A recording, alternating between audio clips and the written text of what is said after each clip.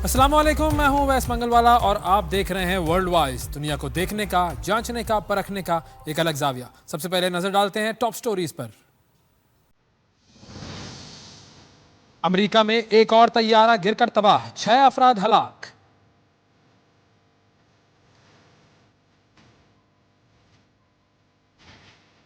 America ने 7,000 से जायद गैर कानूनी तारकीन वतन को मुल्क बदर कर दिया, पाकिस्तानी भी शामिल। इसराइली कंपनी का सहाफियों के व्हाट्सएप हैक करने का इंकशाफ। स्वीडन में मलून सलमान मोमिका के कत्ल की तहकीकात में गिरफ्तार 5 अफराद रिहा कर दिए गए। डिजिटल कंटेंट बनाने वालों के लिए बड़ी खबर, यूएई ने गोल्डन वीजा के इजरा में आसानी कर दी। और अमेरिकी सदर की नींदें उड़ाने वाली टेक्नोलॉजी डीप सीक क्या है?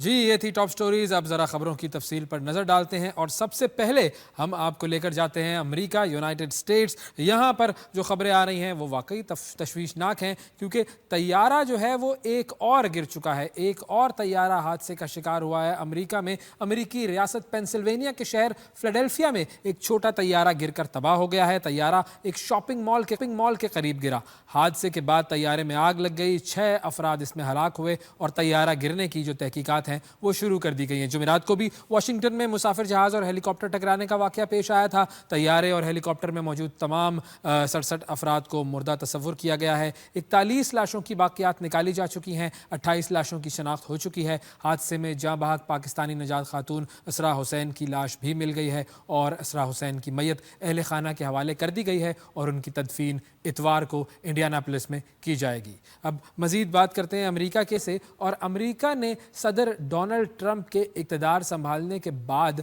पहले हफ्ते में पाकिस्तानियों समेत 7,000 से जायद गैर कानूनी तारकीन वतन को गिरफ्तार करके मुल्क बदर कर लिया है।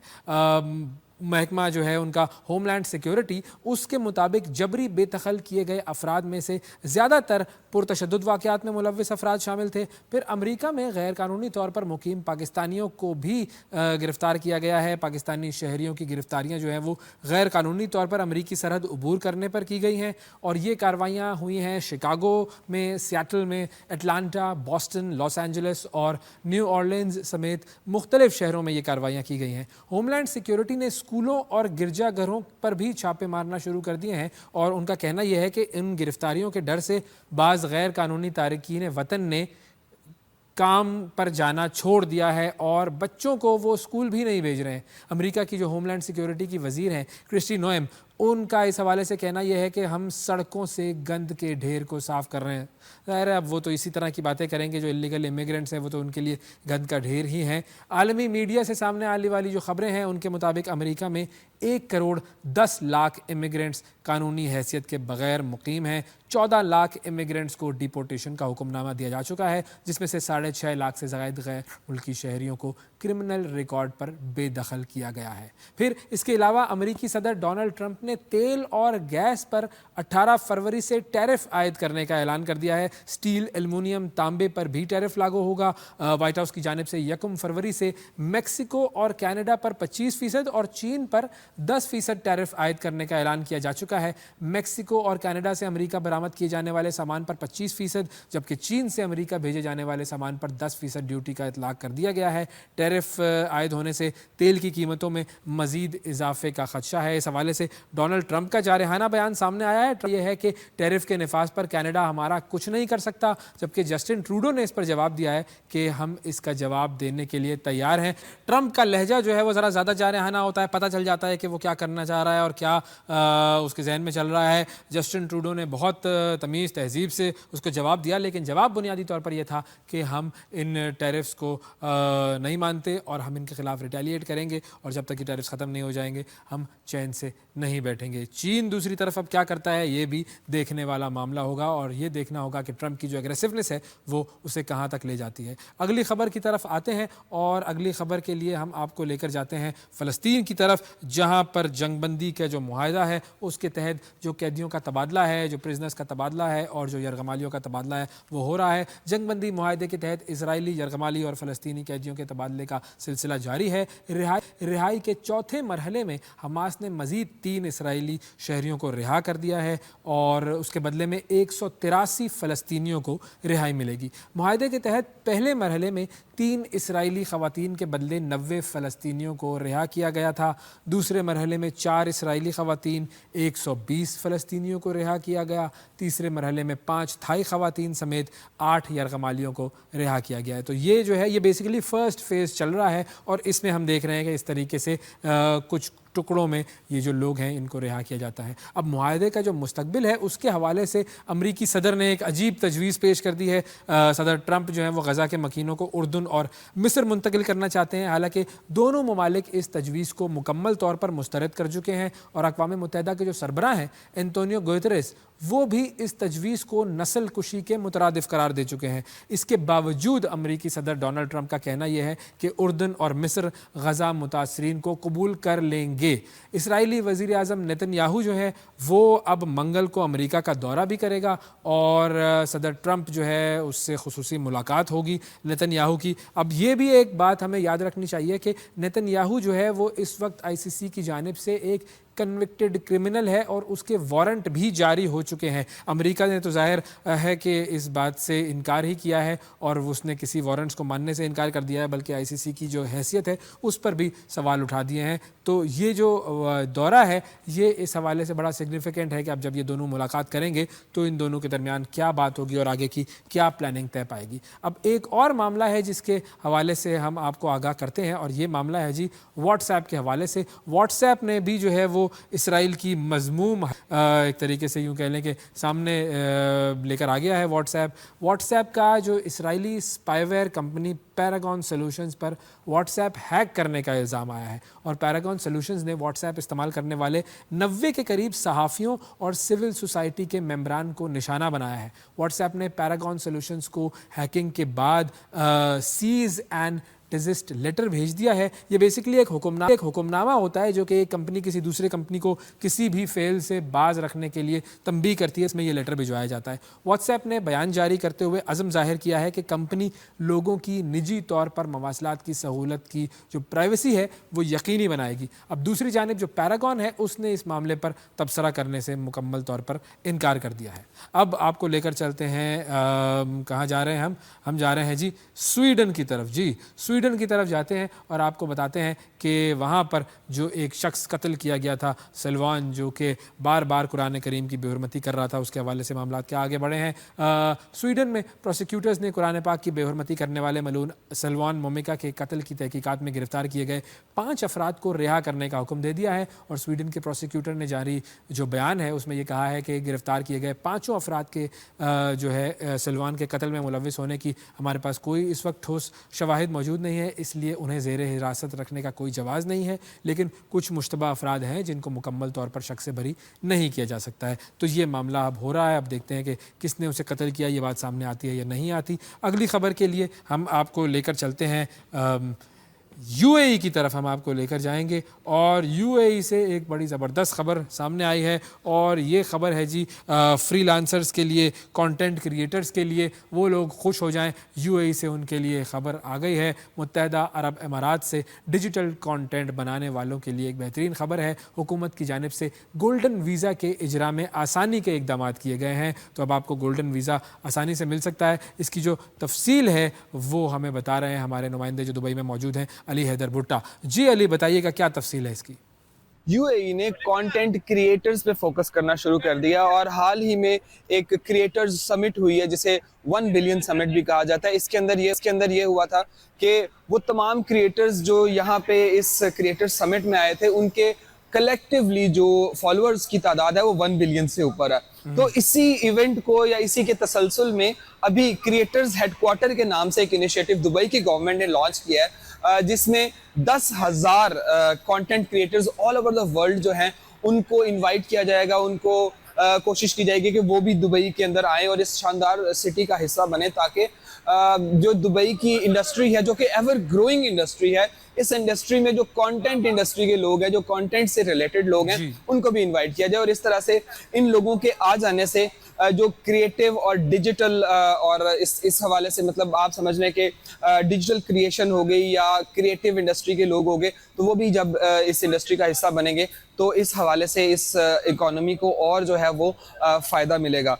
तो इस हवाले से खबर अभी तक ये है कि दुबई ने इस वक्त 10,000 के करीब टारगेट है कॉन्टेंट, जो क्रिएटर्स हेडक्वार्टर का टारगेट है कि 10,000 कंटेंट क्रिएटर्स जो हैं उन्हें यहाँ पे इनवाइट किया जाएगा। और इसके लिए उन क्रिएटर्स के लिए जो है वो जो उनके लिए बेनिफिट है या उनके लिए एक लुक्रेटिव बेनिफिट है वो है गोल्डन वीजा का। और गोल्डन वीजा जो है ये एक 10 साल का रेजिडेंसी प्लान है कि 10 साल की रेजिडेंसी मिल जाती है और एक स्पेशल वीजा कैटेगरी है।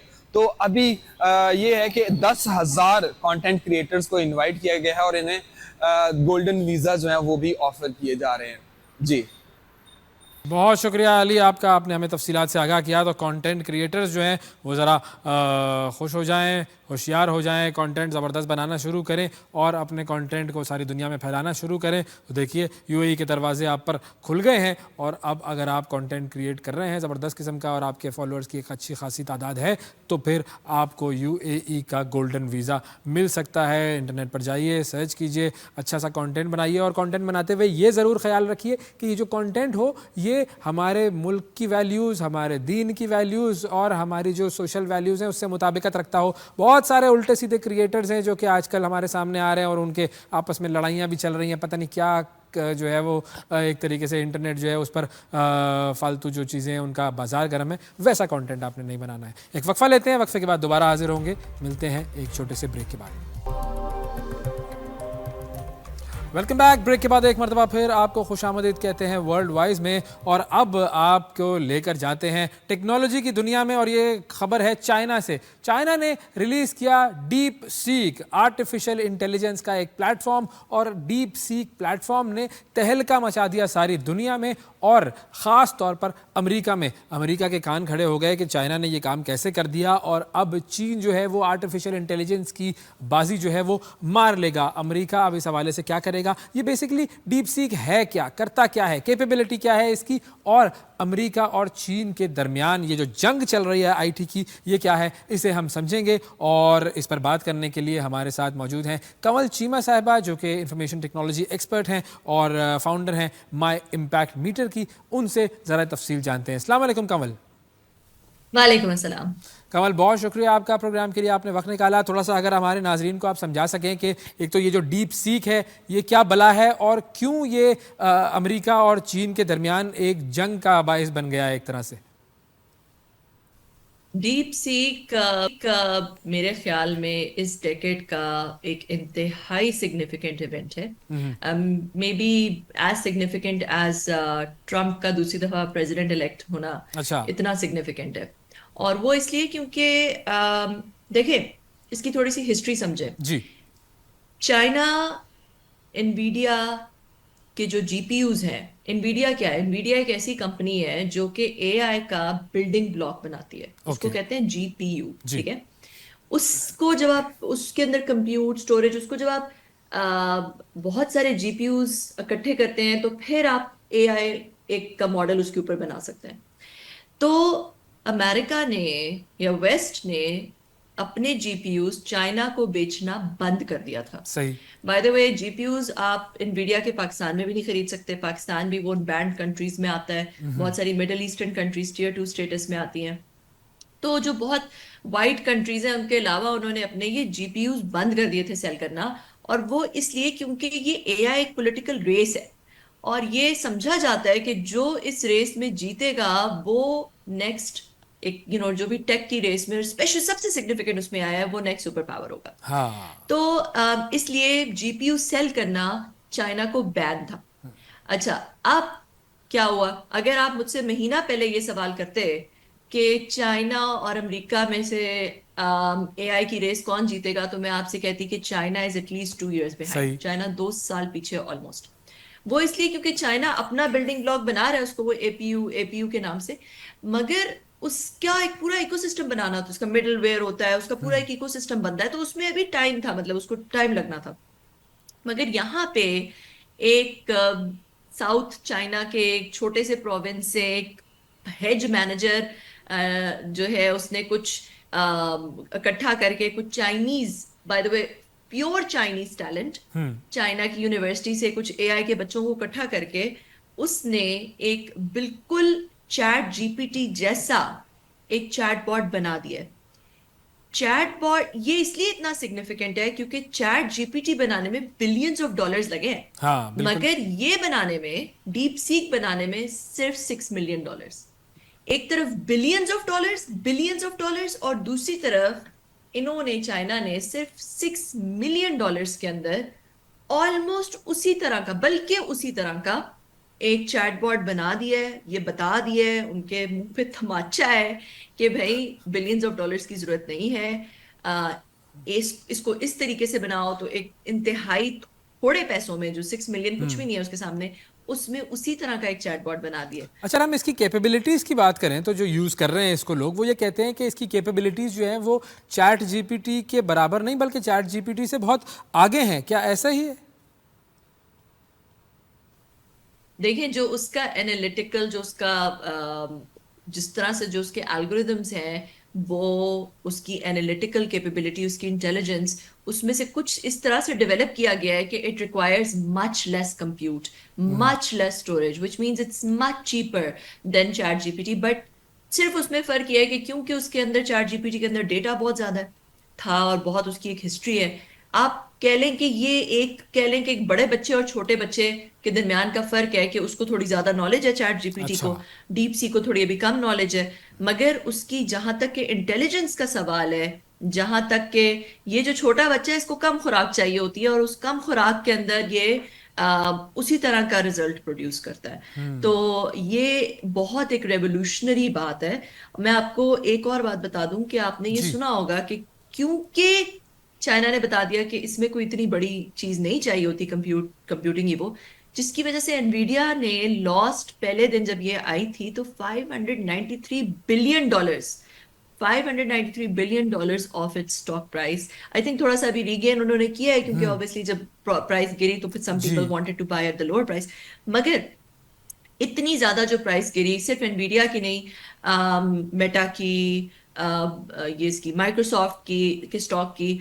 देखिए, अमेरिका की पूरी इकोनॉमी चलती इस वक्त बिग टेक के ऊपर है। बिल्कुल। बिग टेक के स्टॉक जो है वो स्काई रॉकेट हुआ है अमेरिका में, जिसकी वजह से, जो कि बहुत बड़ा कंपोनेंट है उसकी इकोनॉमी का।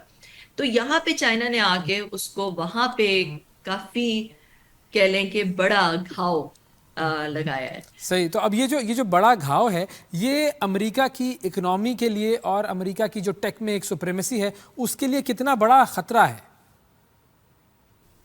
बहुत बहुत, ये तो मैं, देखिए, मैंने आपसे पहले, मैंने प्रोग्राम के शुरू में ये कहा कि this is one of the biggest events of the decade in my opinion, and the reason for that is कि आपको, आपने एक उनको दिखा दिया है कि, देखिए, जब मैं चाइना गई थी, आपको एक वाकया सुनाती हूँ। जी। जब मैं चाइना गई थी तो मुझे जो है वो हुआवे, एक बहुत बड़ी चाइनीज कंपनी बिल्कुल। है, टेक कंपनी है, तो उन्होंने ना एक अपना वो सिंबल बनाया हुआ है कि उनका एक, वहां पे एक प्ले कार्ड है जिसके ऊपर एक प्लेन है जो कि बिल्कुल बैटर्ड और ब्रूस्ड प्लेन है, बहुत बुरी तरह से वो वर्ल्ड वॉर 2 का प्लेन है, जो कि विच जिसने बहुत सारे हिट्स, हंड्रेड्स ऑफ बुलेट्स उसको लगे, मगर it still made back to China.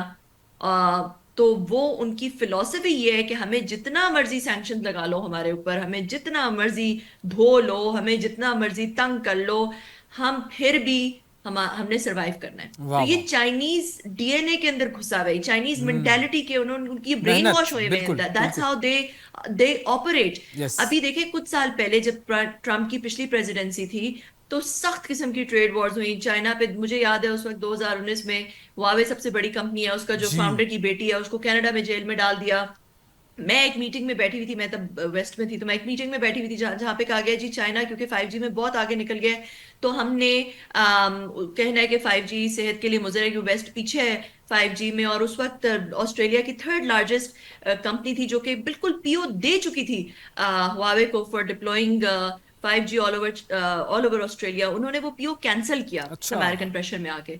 तो उस वक्त हुआवे के ऊपर पूरी दुनिया में सैंक्शंस लग गई, और पता है चाइना के को बहुत बुरी तरह से एक कॉर्नर में धकेलने की कोशिश की गई, क्योंकि ये इस वक्त बहुत क्लियर है कि टेक जो है दैट इज द फ्रंटियर बिल्कुल। Of supremacy right now.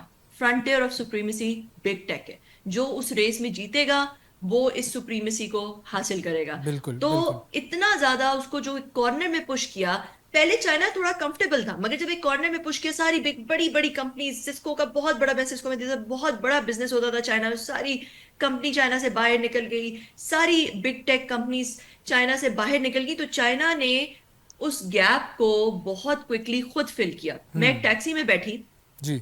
तो ये आपको बड़े मजे की कहानी सुनाती हूँ कि मैं एक टैक्सी में बैठी, तो टैक्सी ड्राइवर मुझसे चाइनीज में बात करते, मैं उससे अंग्रेजी में बात कर रही थी और वी चैट ट्रांसलेट कर रहा था। ट्रांसलेटर, हाँ। थोड़ी देर बाद मैंने देखा कि उसने हल्की कर ली स्पीड, तो मैंने कहा क्या हुआ? कहते हैं कि जो मेरा, और वो बाय द वे बहुत फ्यूचरिस्टिक टैक्सी थी, अच्छा। और उसका पूरी सामने वाली स्क्रीन, जो आप टेस्ला को भूल जाएंगे, सामने वाली स्क्रीन जो है वो उसमें वो एक खातून से गुफ्तगू कर रहा था। तो उसने मुझे कहा कि ये जो हमारी गूगल इक्विवेलेंट, गूगल मैप्स जैसे हम यहाँ पे यूज करते हैं, चाइना की अपनी टेक्नोलॉजी है। सही। तो कहता है कि ये जो है ये इशारों से बात कर सकती है, और ये मुझे बता रही है कि अगर तुम इतनी स्पीड कम कर लोगे तो अगले इशारे पे तुम्हें रुकने की जरूरत नहीं पड़ेगी। ओह वाह। It's all connected. देखिए ये तो उनके जो गूगल मैप्स है उससे भी कई आगे निकल गए, और बिल्कुल। उन्होंने, तो ये मैं आपको सिर्फ एक एग्जांपल दे रही हूँ। बिल्कुल। वाह। अच्छा अच्छा, फाइनली मैं आपसे ये पूछना चाहूँगा कि कंसर्न आजकल बहुत ज़्यादा शो किया जा रहा है इस पर कि is artificial intelligence out of our hands? देखिए इसमें दो कैंप्स एग्जिस्ट करते हैं, दो कैंप्स एग्जिस्ट करते हैं पूरी दुनिया में, वेस्ट में भी, जिसमें बिल गेट्स जो है उसको बहुत ज्यादा कहा जाता है जो फेवर है, जो कि समझता है कि भाई एआई जो है वो दुनिया हाँ। को तब्दील कर देगी और ह्यूमैनिटी के सारे प्रॉब्लम सॉल्व हो जाएंगे, डिजीज खत्म हो जाएगा, एनर्जी क्राइसिस सॉल्व हो जाएगा, हम यूनिवर्स को कॉलोनाइज कर लेंगे, हम और प्लैनेट्स में चले जाएंगे, एक्सेट्रा एक्सेट्रा एक्सेट्रा। दूसरा कैंप है जो कि कहता है कि एआई कैन बी, और जिसमें इलॉन मस्क भी है बाय द वे, जो कि कहता है कि AI can be an existential threat Dangerous to है। ह्यूमैनिटी।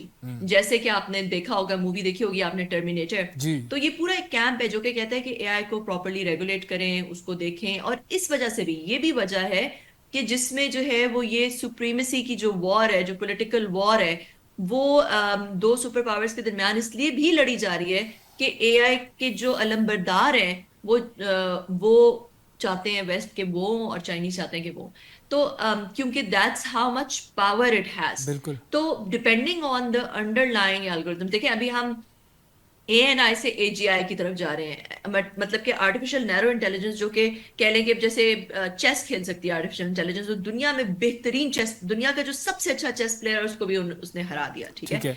मगर वो एक चीज में बहुत अच्छी है।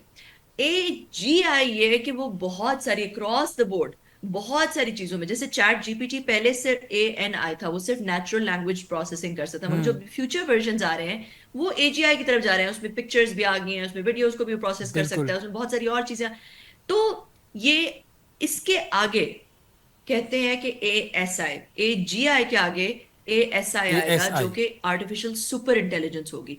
और आर्टिफिशियल सुपर इंटेलिजेंस जब आएगी तो उस पर डिपेंड करेगा कि आर्टिफिशियल इंटेलिजेंस के अंडरलाइंग एल्गोरिदम्स क्या है, क्योंकि देखिए जब मशीन लर्निंग शुरू होती है ना, उसमें ह्यूमन, ये एक ऐसी इन्वेंशन है जिसमें ह्यूमन बीइंग्स का डायरेक्ट कंट्रोल नहीं है, बिकॉज मशीन लर्निंग हो रही है, जो जितना उसको डेटा फीड करें, उसमें कंप्यूटर फीड करें, machine learning is very symbiotic, it's very organic, it happens on its own. Human beings कुछ देर के बाद उसमें से काइंड ऑफ माइनस हो जाते हैं, तो वो मशीन कहाँ तक जाती है, कितना, किस तरह से वो इवॉल्व करती है, इट्स क्वाइट अनप्रिडिक्टेबल। प्रेडिक्टेबल भी और बहुत ख़तरनाक भी, क्योंकि मशीन जो है जब ह्यूमंस के बगैर सीख रही है तो वो क्या क्या सीख रही है और सीखने के बाद वो क्या क्या कर सकती है ये कोई नहीं जानता, और वाकई ये मामला बहुत ज़्यादा ख़तरनाक है। बहुत शुक्रिया अदा करेंगे कमल सीमा साहिबा हमारे साथ मौजूद थी। नाजरीन एक छोटा सा वक्फा लेना है हमें, वक्फे के बाद दोबारा मिलते हैं। यह वर्ल्ड वाइज, हमारे साथ रहिएगा। Welcome back. ब्रेक के बाद एक मरतबा फिर आपको वर्ल्ड वाइज में खुशामदीद कहते हैं और अब आपको लेकर जाते हैं जिस मुल्क की तरफ, वो है थाईलैंड। थाईलैंड से कुछ अजीब खबरें सामने आ रही हैं और ख़बर यह है कि 6000 से ज़ायद लोग ऐसे हैं जिन्हें थाईलैंड से अगवा किया गया है और ये लोग जो है वो म्यांमार मुंतकिल किए जा चुके हैं। ये मामला क्या है, कैसे इन लोगों को अगवा किया जाता है और फिर उसके बाद जब ये लोग तावान नहीं दे पाते तो इन लोगों के साथ क्या किया जाता है, ये सारा मामला जानने की हम कोशिश करेंगे। और बहुत सारे पाकिस्तानी भी ऐसे हैं जो कि इस अगवा के वाक़े का शिकार हुए हैं, उनका हाल भी हम जानेंगे। यूनुस खान साहब हमारे साथ मौजूद हैं, सीनियर सहाफ़ी हैं, थाईलैंड में आजकल इस स्टोरी पर वो काम कर रहे हैं, उनसे हम बात करते हैं। अस्सलाम वालेकुम यूनुस साहब। वालेकुम सलाम अवैस। सर बहुत शुक्रिया आपका, प्रोग्राम के लिए आपने वक्त निकाला। अगर थोड़ा सा आप हमें बता सकें कि ये मामला क्या है और किस तरह लोगों को अगवा करके थाईलैंड से म्यांमार लेकर जा रहे हैं, ये क्या मामला है? देखें, ये जो कार्रवाई है ये एक अरसा दराज से ये चीजें हो रही थी और ये सिर्फ थाईलैंड के अंदर नहीं, ये बैनुल-अक़वामी ग्रोह है और इसके जो आसपास जो थाईलैंड के जो ममालिक है जिसमें म्यांमार हो गया, मलेशिया हो गया, इंडोनेशिया हो गया, वियतनाम हो गया, वहां पर भी इनके कारिंदे मौजूद हैं। ये बाकायदा एक मुनज़्ज़म ग्रोह है जो मुख्तलिफ ममालिक के लोगों को अगवा करता है और पैसे उनसे जो है पैसे और तावान भी वसूल करता है।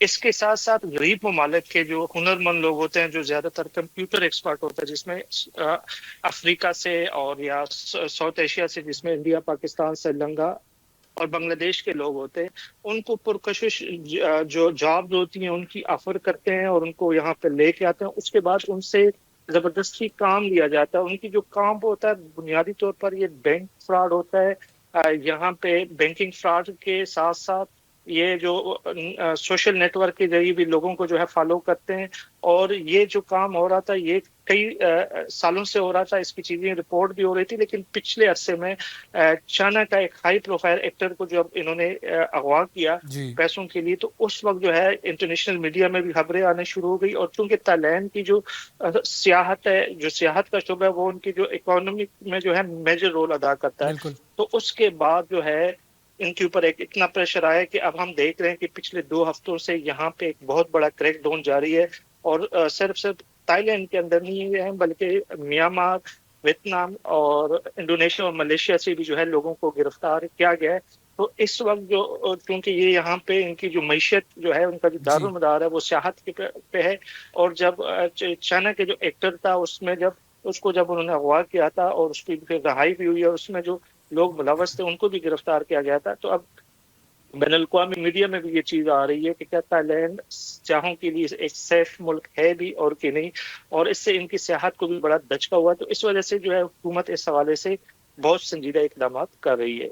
अच्छा यूनुस साहब, मुझे ये भी बताइएगा कि ये जो ग्रुप्स हैं अगवा करने वाले, ये किस तरह काम करते हैं, किस तरह ऑपरेट करते हैं, किस तरह अगवा किया जाता है, फिर तावान मांगा जाता है, वो क्या होता है, और तावान अगर ना दे सकें तो फिर क्या होता है, ये ज़रा इनका जो मैकेनिज्म है वो प्लीज़ अगर आप समझा सकें कि ऑपरेट कैसे करते हैं। इनका जो तरीका वारदात होता है ये 2 तरीके से होता है।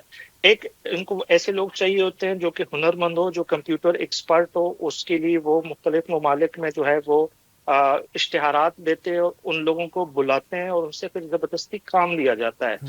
उसके साथ साथ ये जो सोशल नेटवर्किंग के जरिए जो है लोगों को जो है वो टारगेट करते हैं। इसमें हनी ट्रैप्स भी शामिल होते हैं। इसमें इनके सोशल मीडिया के अकाउंट्स के जरिए उनके साथ उनको अप्रोच किया जाता है और उनको जो है बावर कराया जाता है कि अगर आप हमारे कंपनी के अंदर जो है आप इन्वेस्टमेंट करेंगे तो आपको एक बहुत बड़ी जो है भारी रकम मिलेगी, और उसके बदले में वो उनके जो अकाउंट डिटेल है वो ले लेते हैं। और ये इस तरीके से चीजें होती हैं।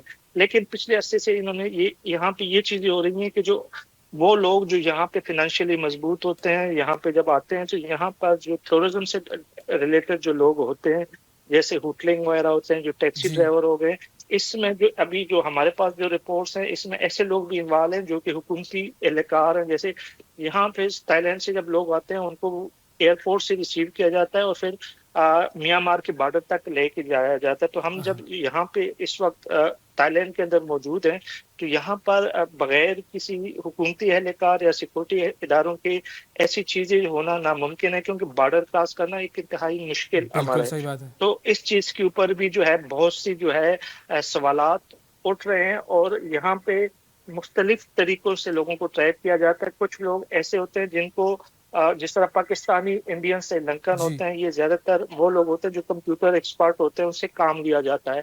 और अगर वो काम नहीं करना चाहते तो उनके जो फैमिली है उनसे जो है वो तमाम के पैसे मांगे जाते हैं। अगर वो भी नहीं देते तो उनके यहाँ तक रिपोर्टें हैं कि उनके जो गुर्दे होते हैं, उनकी आंखें जो होती हैं वो भी फरोख्त कर दी जाती हैं।